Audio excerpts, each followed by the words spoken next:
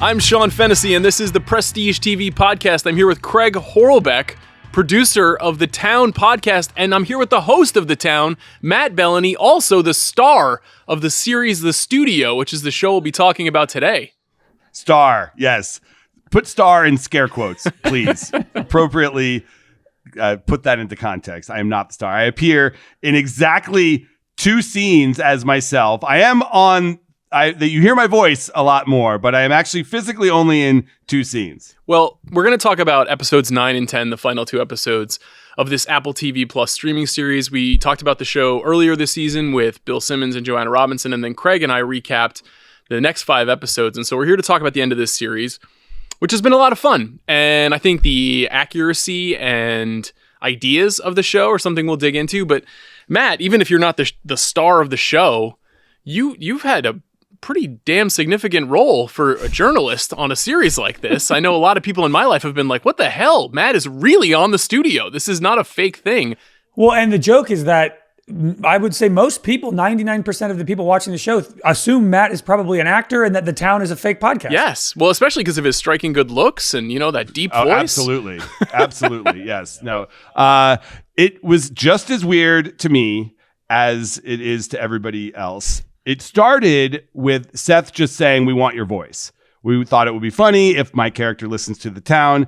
And if you kind of talked about him as I often talk about studio executives on the Town, sometimes critically, sometimes I will criticize their choices that they're making. And they thought that would lend an air of authenticity to the show. He told me that they were going to have dozens of real life cameos in the show, and that this would just add to the realistic aspect of it, which made sense to me. The surprise was about a month later, after Craig and I had sent over some audio recordings, was he then came back to me and said, actually, we're thinking that you might be in this world as yourself. And that to me was a little more surprising. But then as they explained that the final 2 episodes would take place at CinemaCon and that there would be this whole fear of being busted by someone, that it made sense that they had set me up earlier in the show as kind of this watchdog type, that they would bring me back and I would physically be there. And we should say, we just had the Town just had Seth and Evan on. Whenever you're listening, we had it on a 2-parter on May 22nd and May 23rd. Where they talk all about the behind the scenes nature of the studio. So definitely go listen to that. But yeah, Seth was basically like, I wanted it to feel real. And Matt is the one who I would be most afraid of to see in that situation. So we just asked Matt to be there. Which is hilarious because Seth is one of the good guys. I've always loved Seth. He has made great stuff since he was 18 years old. Their company, Point Grey, is doing really cool things, everything from The Boys to trying to do theatrical movies like Joyride, and they did Blockers, which I really like. So Seth is not someone that I would ever really criticize. He doesn't do dumb stuff, but whatever.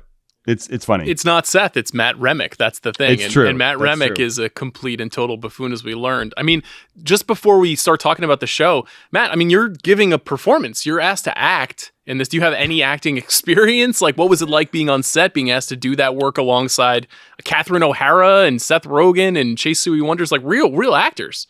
That was the freaky part, honestly, because I have never acted before outside of my college summer camp, Friday night plays and things like that. I do a lot of TV, just talking head stuff where I go on and commentate, and that I'm not afraid of the camera, but playing myself, come on, I can do that. The biggest pain in the ass was I had to get there to Vegas I was in South Carolina with my family for vacation. I had to go there twice during the summer and be there living in the hotel with all of them. They were there for 16 days, I think, in a row, living at the Venetian and working all day and night there. And if they went outside, it was 110 degrees in the summer. So they're the real heroes. I was only dropping in and out a couple times. Well, and it was harder for you as an actor because, as Seth and Evan were saying on the Town, I'll stop mentioning it after this, but the average take, Seth said, was about 16 takes per oneer. But because the casino situation was so chaotic and they kind of couldn't really do that, with Matt's scenes, they only got 4. So Matt had to nail it in 1/4 of the time as most of the other actors. But I was 4 times more impatient than most actors. I was like, all right, we got it, right? No, one more time. Okay.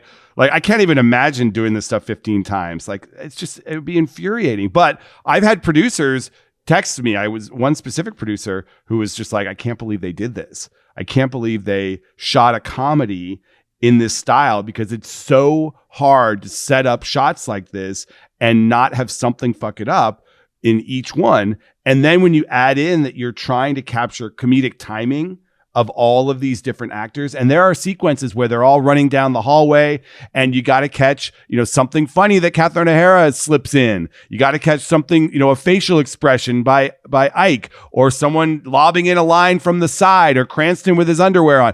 All of that stuff has to work in the take. I can't imagine how difficult that is. Well, you made it look easy.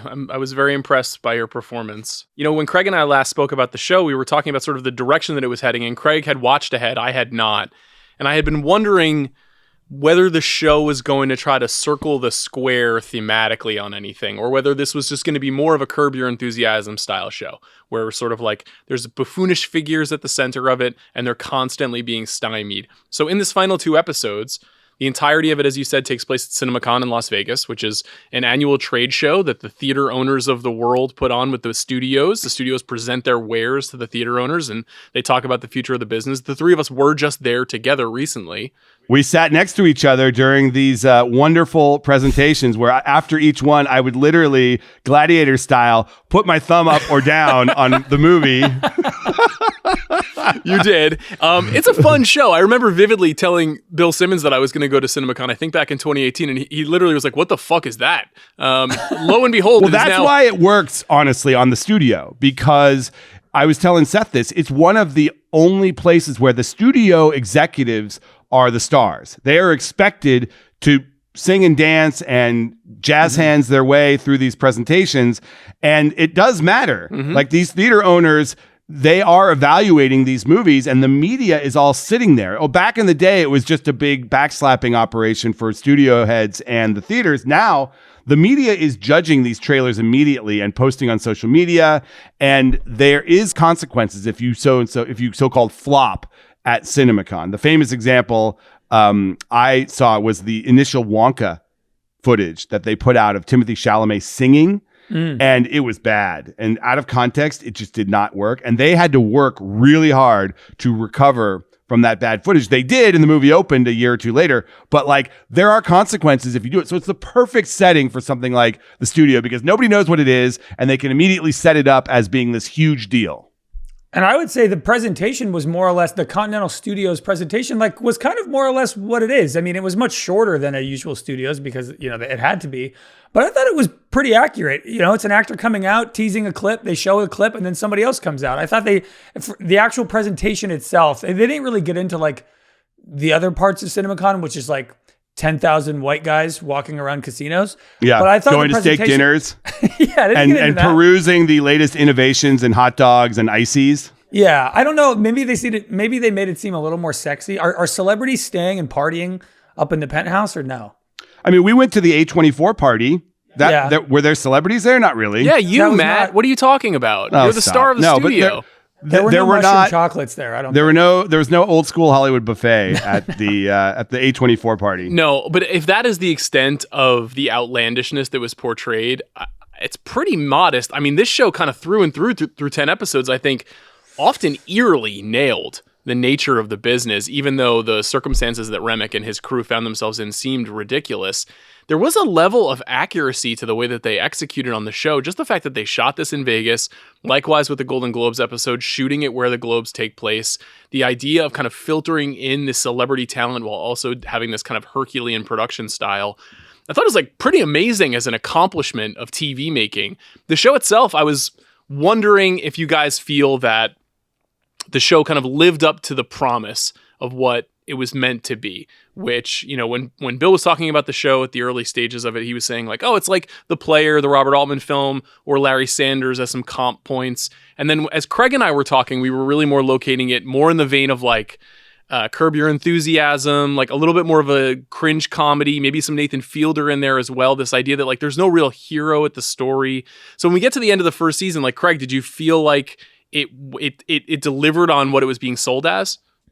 I think it kept in line with the direction the show was going in. I actually appreciate that they didn't suddenly shift to some emotional arc or some character resolutions.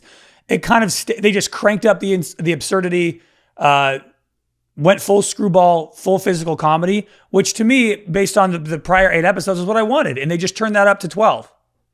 I thought from the first couple episodes that it would be more of a through line show where the whole season would be the ups and downs of the Kool-Aid movie and him putting together his slate. And there would be a lot more office intrigue and people backstabbing and things like that you might expect to see on more of a sitcom-y style show. They really went episodic with it, where every episode was another vignette in the life of someone who would run a studio. And I mean, Seth and Evan said this to me. They're like, yeah, we want every episode to have an idea. This is the episode where this happens. And it was all based on their experiences. And that to me does make sense. I like that the final 2 episodes sort of bring it all together. You see characters that have been in previous episodes. All the movies that have caused them such problems over the whole series are now like being marketed and set up. And they're talking about, their big tentpole property Kool-Aid that everybody 6 episodes ago was freaking out about. And there's no mention of how the casting might be racist, which we saw them debating. And like all of that is just sort of smoothed over and forgotten. And now they are in full sell mode, which is completely accurate about the business, is that at a selling moment like this, CinemaCon, that's the focus. Like that, it's all there. One of my favorite takeaways from the final 2 episodes was the very clear delineation between executives and folks who work behind the scenes and the talent. And what we saw in the 9th episode was that the talent, Dave Franco, Zoe Kravitz, both very, very funny in these 2 episodes, get incredibly high, one on purpose, one accidentally, but they both get incredibly high and are asked to do the same thing that Matt Remick and Griffin Mill and the marketing team are asked to do, which is perform for the theater owners. And even though they're out of their minds off of mushrooms and alcohol, they both nail their performances. And when it comes to the executives, they're kind of buffoonish and they have to kind of like grit their teeth and power through it, which, I think is in some ways a very self-satisfactory way for Seth Rogen to tell this story as a performer himself. And yet, I think he's kind of right on, which is like the power of Hollywood in many ways is driven by who you want to see and whether or not they can do the job effectively in front of the camera. What did you guys think about the way they framed that? Does this make you wonder how many of the people we saw at CinemaCon were high on mushrooms? It's in play, right? Like, there's got to be at least one. Everyone at the Superman presentation, I think. Yes, exactly. No, the best part about the studio was the CinemaCon presentations were short. I mean, no executives interviewing talent, which is just like a dagger in the heart. You can't endure that. But I don't know. I appreciated that the talent ultimately wins on this show. Well, and that's sort of one of the through lines. Yeah, it's like Seth and Evan are making sure everybody knows that the talent is still the most important part of all of this, and that they're the ones who nail it when you need them to. And I love the little subtle note of Catherine O'Hara's character, Patty Lee, being like, I only speak with a teleprompter. I wonder if there are executives who are like that. Oh, of course. And she gets out there and she forgets the movie that made her want to get into the business. Well, the best part about that joke is that the star that she loves has the same last name as her protege, Lee Remick and Matt Remick. That was just a genius stroke of writing in that episode. I think I was just generally astonished by how close they got to CinemaCon. That this thing and consistently throughout the show, I think they showed us things that the 3 of us having a little bit more access, living in Los Angeles or being proximate to the business, know are as commonplace, but that you really get thrust into this world in a really a much closer way than you would honestly just reading your newsletter, Matt, or reading the trades or something like that. Like the idea of visualizing this world, authenticating it in some way, I think people really like that. And when we talked about whether or not Joe TV Watcher was going to care about the show, my take on that was that they would like it the same reason that they like hospital shows and that they like legal dramas, because you are just plunged into this environment. Sure, they're using lingo and they're saying names you may not be familiar with, but as long as the action is moving forward and you're invested in the characters and what they're doing, it's going to work. I don't know. What did you think about that, Matt? There's a lot that the show gets right. There's some things that someone who watches this stuff very closely you would quibble with. The Globes, for instance. Yes, they use the Beverly Hills International Ballroom at the Beverly Hilton. at the actual Globes, the tables are much tighter together. That is a much more packed room. The Globes would never let you put a speech into That's such a specific niche complaint. It is. Well, that's not a complaint. I'm just saying the Globes would never let you put a speech into a teleprompter. We were wondering about that. Yeah. The main award shows would never do that. They want spontaneity. Yeah. Maybe some of these bought and paid for shows where they're not real shows. That would never happen. Most production, as we know, and we write about a lot, most production is not in LA. So a low budget indie movie like the Sarah Polley movie probably wouldn't be shooting at a big fancy house in the hills, but whatever, maybe it would. We don't know that. There's lots of little things. CinemaCon is at Caesars, not at the Venetian. Yeah. But whatever. They don't have canals at Caesars. The broad strokes of it, I think they nailed. It's a delicate balance of it being episodic. I kind of think even with the final 2 episodes, you could kind of just watch those 2 and still generally get a sense of what the show is. Oh, for me, think about me filming it. I had no idea what the entire season entailed, and yet I was in these final 2 episodes, and I pretty much got it. I got that they were there to sell their movies, and these were all the movies from the season, and they had to protect themselves from me, or else they would get sold. Like that's the premise. And I do think the average movie and TV fan is more literate now, just for a multitude of reasons about like the goings on in Hollywood. So a lot of the like broader topics that I think the show crafts episodes around, I think they're pretty understandable. I mean, you're probably not watching the show unless you care about movies and TV at least a little bit. And if you do, I think they do a pretty good job of making everything seem somewhat approachable and understandable. It's broad enough for sure. Yeah, I generally agree. I was wondering, Matt, if you could diagnose something that Craig and I also discussed, but just sort of what is Continental, the studio that's the center of the story? The pushing narrative at the end of this season is that Cranston's character Griffin Mill reveals to Matt Remick that Amazon is circling Continental Studios for a potential acquisition. They're about to be MGM'd, as he says in the show. So, my read on this was that it was sort of a Paramount-style studio, kind of an older studio. Yeah, you could say it's Paramount. They have the big traditional lot. They actually filmed it on the Warner's lot, and they took over the Warner Brothers television offices and then recreated it in that kind of Art Deco style. So that building does not actually exist as it is portrayed, but they use the Warner television area. It's a mix of Paramount, and I might say something like Lionsgate. Mm-hmm. Which is funny because Lionsgate is the studio on the show. They produce it for Lionsgate Television and Apple TV, but only because Lionsgate could soon be sold. They just split off from Starz. They are now their own entity. And the goal of doing that is to convince some tech company or some other to buy the studio for its library and production capabilities. But I think they want us to think that it's more like a Paramount, a once great studio that is part of the original Hollywood legacy of the 20s and 30s that has kind of fallen into tougher times. And Catherine O'Hara's character has that great line to open the final episode where she's like, so all of Continental will become a branch of a tech company? And It's like all the self-references. And you're watching it on Apple TV Plus. Yeah, I know. It's pretty fun. I guarantee the Apple people probably winced a little at that, but I love also that they tried to convince Seth to put Tim Cook into the show instead of Ted Sarandos from Netflix, which would have been so bad. It's a wonderful tidbit that I think reveals, honestly, Seth and Evan's power, the fact that they were able to overrule that and keep Sarandos in this show, which is so fascinating because not only are Apple TV Plus and Netflix competing in some ways, though I guess maybe Netflix is pretty far out front right now. Apple would love that. The idea that I have a little bit of an issue personally as a movie freak with Seth and Evan taking their extraordinary power and creativity and dumping it into a streaming service show about how much they love movies.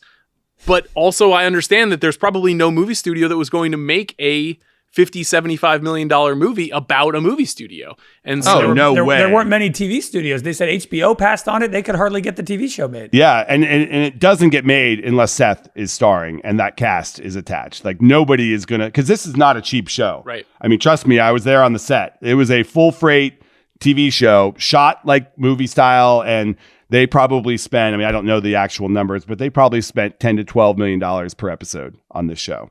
One of the other potential inaccuracies I wanted to ask you guys about, I mean, if a studio was potentially getting sold, the CinemaCon presentation would not matter at all. No matter how good the presentation was, that would not prevent or increase the likelihood of a sale. No. But if a movie was a massive hit, like a Barbie style hit, maybe they wouldn't, or maybe they would. A trailer and a sneak preview is not going to change anything. It's not, but no. I mean, just to use Matt's example of Lionsgate, for example, there was not a preview of the forthcoming Hunger Games movie from Lionsgate at CinemaCon, but there was a lot of energy and discussion around the forthcoming adaptation. They did announce a logo. They announced the logo. And they've spent the last 6 weeks in which got a thumbs down from me.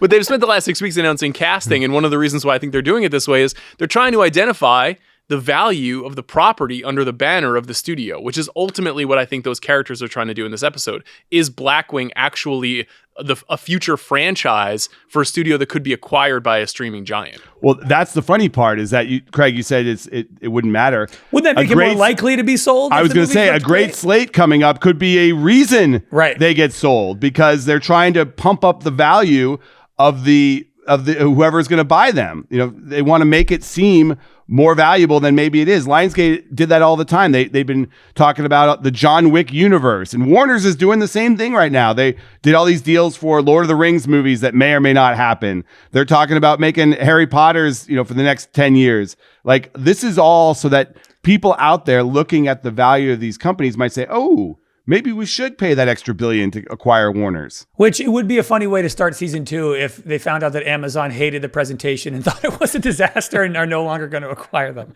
Yeah. It would be a smart way to show us Matt's continued naivete, though, that thinking he would nail his slate would somehow avoid being acquired, when in fact, obviously, it would benefit him. Well, then you might end up into like a producer's style situation where they're trying to make bad movies in order so that they don't get bought. Yeah, that does seem that. And then they end up hits. That feels very season 2 to me. Speaking of that, like, what do you guys expect? Obviously, the show's been renewed; it's coming back.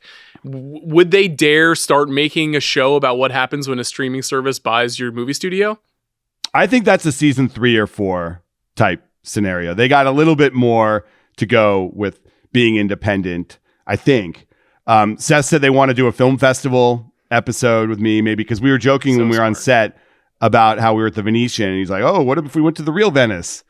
And they what did he say? He wants to do a test screening episode. Oh, smart. About test screening, and they haven't a lot of singular topics still left that they can have as like these little contained episodes. You can do a strike. You can do. Seth mentioned like theme parks for a movie IP and a premiere, the Oscars. There's still a bunch of stuff you can do. Yeah, the stars, obviously they can get whoever they want now. He said that Spielberg reached out, like he knows him from The Fabelmans, so like there will probably be a Spielberg episode. I would love like a Tom Quinn, who's the head of Neon, a Tom Quinn-like character, like when they're in Venice or Cannes or whatever, the self-righteous film lover, kind of out cinephiling Matt and making him jealous as like, this guy's the actual guy trying to save cinema. And it could actually be Tom. He's pretty funny, and he's won the Palme d'Or 5 years in a row. Like, this could be like, you fucked me. You're winning the Palme d'Or. You're taking it away from me. And like, I want it's like the Bizarro Seinfeld crew, where it's like, I want like a neon version of the Continental crew, but they all actually love like saving movies. Oh, like the Action News crew and Anchorman, like their rival news crew. Yeah, for a Mexican standoff. Yeah. With respect to Continental, Lionsgate has, I don't think, ever competed for the Palme d'Or, and so I'm not sure if that would be totally realistic. But no, they did win Best Picture for about 17 seconds with La La Land. That is true. That is true. That would be a lot of fun. So, okay, we're at the end of this season. I think we all agree it's broadly been a success and a lot of fun. And it was, for me, a little bit different than what I was expecting, but they delivered from the beginning to the end on celebrity cameos, from Scorsese and Charlize and Buscemi in episode 1, all the way through till the finale. Craig, did you have a favorite? Who did you think did the best job as themselves in this show? In terms of performance, or who was playing themselves the most accurately? Well, why don't you do both? I think the performance, I think you have to give it to Zoe Kravitz for just like the amount she had to do. She was really funny. Peed herself. She peed herself. Like, drop the mic. You're getting the Emmy. Yes. I mean, actually, but Cranston also is a front runner. I mean, Cranston in his underwear getting dragged. But Cranston was not playing himself. He wasn't playing himself. Yeah. Yeah. Cranston is by far my favorite character in the entire show. And Cranston is a great physical comedic actor, and he did sitcoms. So I would definitely give Zoe for like doing the most, and I think it's just like the best look for her as an actor. It's always a great look when people do stuff like this. Cameo that I thought was probably the funniest was Franco's pretty funny.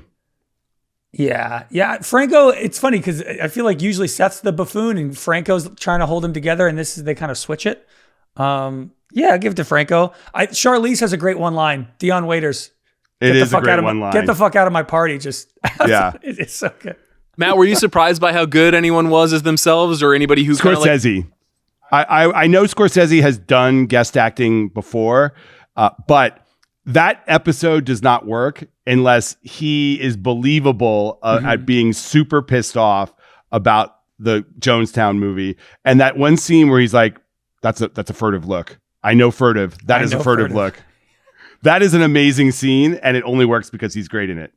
The story that I had heard was that Seth and Evan had not met Scorsese until the day they shot that. And that when he came in, they were prepared for anything going in any direction, and that he came in and just crushed it in their style of filmmaking that you were describing earlier. It's funny because so many of the people in the cameos in the show are people who have relationships with Seth and Evan. Dave Franco, Charlize, they did Seth and Charlize did a movie together. They've never done anything with Scorsese. And I don't know if it's like an Apple symbiotic relationship thing where Scorsese makes movies with Apple, but it's interesting that he was the major director that they got. Well, it was convenient that Martin Scorsese's new 5-part documentary, directed by Daniel Day-Lewis's wife, Rebecca Miller, is coming out on Apple TV+. So and Apple also dramatically overpaid for his Killers of the Flower movie. Hey, settle down on dramatically overpaid, Matt. All right, let's take it easy here. That was a movie that was rescued from Paramount. Apple took it over because of the budget. You can't overpay for art. Right. Craig knows I agree with that. So, what about Olivia Wilde? I wanted to ask you both about her. I thought I found her decision to do it fascinating, to skewer herself in the aftermath of the controversy around Don't Worry, Darling, her last directorial effort. Matt, what'd you make of that? Good on her for doing it. That was actually one of my least favorite episodes. The conceit of it, I get it. The whole kind of Chinatown-esque, mystery-esque, funny conceit, just didn't have as many laughs as I would have wanted. And the ultimate payoff with her was pretty obvious from the beginning that she was the one who stole the reels. But big ups to her for doing it. I think that of all the people in the show, maybe she didn't get the boost that some of the others may have. I don't hear her name discussed around town very much about doing it. But I'm glad she did it. It's funny, Her role is the least funny. I mean, she's playing a villainous character, but you have to give her credit. I was pleasantly surprised. I thought she was great in it. I think she's a good actor. I thought she was really good in it. But yeah, the thing is they picked filmmakers that are also actors. Sarah Polley, great actor, became a filmmaker. Olivia Wilde. Even Scorsese had done some acting. Yeah. There was another filmmaker. I told Craig, Owen Klein, Kevin Greta Kline's Lee, son, was an actor. He was a child actor who's a director now. And so even in the filmmakers they were picking, they had acting experience, which is just really smart. Totally. I always think it's a great career move when celebrities do stuff like this. Yeah. And I like that the cameos all had a reason for being. Like a lot of these Hollywood shows, they often feel like stunts where you're just, oh, look at that. It's Mark Wahlberg. You can say Entourage. Yeah. All right. Yes. Entourage. I brought that up with Seth and Evans and they're like, dude, we've never seen Entourage. But these all felt purposeful. Ron Howard was purposeful. He's known as the nicest guy in Hollywood. What do we do if we have to give him a horrible note that calls into question his entire movie? Great premise, and Ron Howard going nuts and making Seth fall over is great. Like that made sense. Having someone like Zoe Kravitz go completely nuts on drugs, like that made perfect sense. And they talked about it in the Ringer oral history that was very good. They talked about how they initially thought that would be some big action star like John Cena, which would be funny if they had to tackle him in his hotel room. And then Zoe was like, no, it should be me. Like that's funnier. And they were right. Craig, any closing thoughts on this series? I've never seen you more hyped for a TV show in all the years that I've known you. You came out of the shoot, you watched 10 episodes in one evening, and you were like, this is the best thing I've ever seen. How are you feeling? I know, you liked it more than I did even, Craig, because we watched this early, because I was very nervous about me being in it. And the second they went on the press site, I told Craig about it. I'm like, oh God, I got to watch this. And I liked it. It's very good. But Craig was like over the moon for it. I think it's a combination of one, it's just wonderful to have Seth and Evan back doing something. It's been a while since there's been like a big, Seth Rogen facing, Seth and Evan directed project. Combining that with, I love things about Hollywood. I loved Entourage. I love The Player.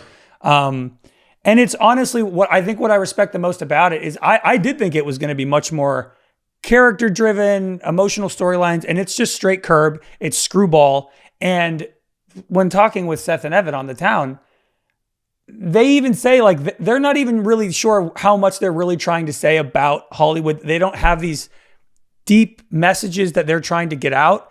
They're just having fun, and they know about this industry more than anybody. I mean, for 20 years they've been in it. They've started as writers, become movie stars, and now they're executives and producers. So they're basically just like telling a slapstick comedy as the most experienced insiders in a particular industry, which is why I love it so much. And on set, they were laughing.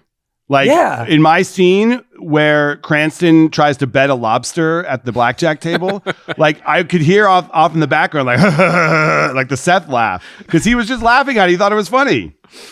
It really was funny. I was really happy with it. It was not at all what I was expecting. I think I was expecting what you were just describing there, Craig, something with like a really a biting point of view on how terrible things have been for them in 20 years trying to get stuff made. And they seemed ultimately disinterested in that. Yeah, I just appreciate sometimes, when we did the Star Wars rewatchables and I was researching it and George Lucas was like, if there's one thing you take away from Star Wars, I want the word to be fun. I just want people to have fun.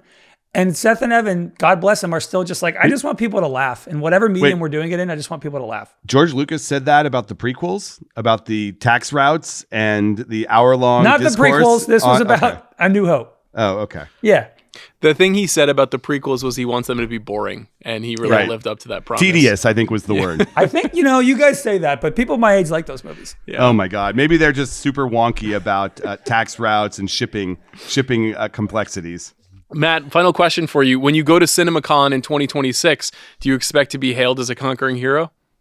I do, actually. I hope they have a special fake award that they give to me. That's the thing about CinemaCon is they give fake awards to people. Right. And like Kevin Costner will get up there and accept the like movie star of the Millennium Award, and he'll start crying and tell all the theater owners how meaningful it is to him. I would like something like that. I do think they need to do an entire episode around the standing ovation at Cannes and Matt Remick trying to get the longest one he possibly can. Oh, that's a good idea. Great idea. They should definitely. And me making fun of it and how all the different outlets are clocking it at a different time, and it doesn't matter anyways because the people in the room are what generate the ovation, not the movie. Yeah. Well, guys, this has been fun. The studio is a lot of fun. If you haven't seen it, you should probably check it out if you're a fan of movies and television. Thanks for listening to the Prestige TV podcast. Thanks to Matt Belloni. Thanks to Craig Horlbeck. Listen to the Town podcast. Listen to their conversation with Seth and Evan if you want to hear more about the making of that series. We'll see you soon on this feed.